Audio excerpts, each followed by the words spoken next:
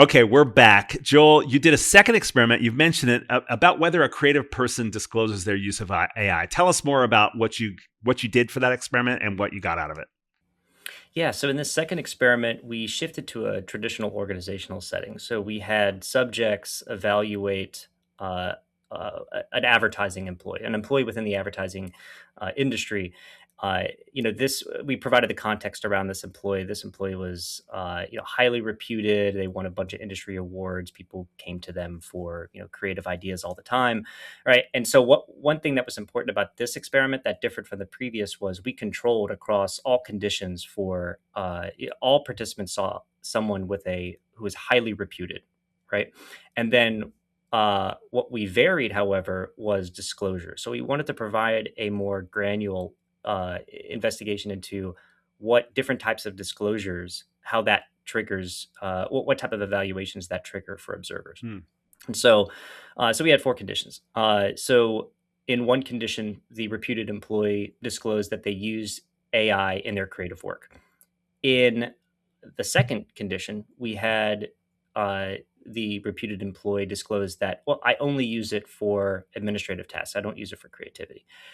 In the third condition, they explicitly state, I don't use AI at all. Creativity should come from your own, personal experience and expression. And in the fourth one, there was absolutely no mention of AI use at all.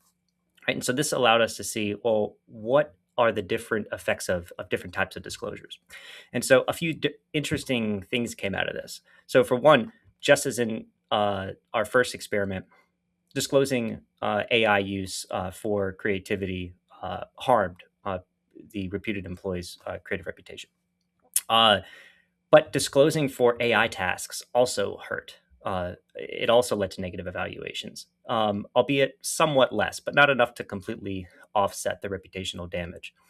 But the thing that was really interesting for us, and what showed kind of the asymmetry surrounding the decision to disclose, is that while disclosing AI use in your creativity harms your reputation, there's no benefit actually to actively saying, I don't use AI at all, right? Versus just don't even mention it, right? So you might have, going back to your previous point of, there might be some people who say, I'm not going to use it at all, right?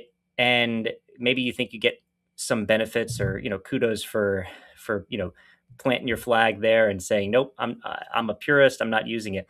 But at least from our results, it suggests that there's really no benefit to just not saying anything.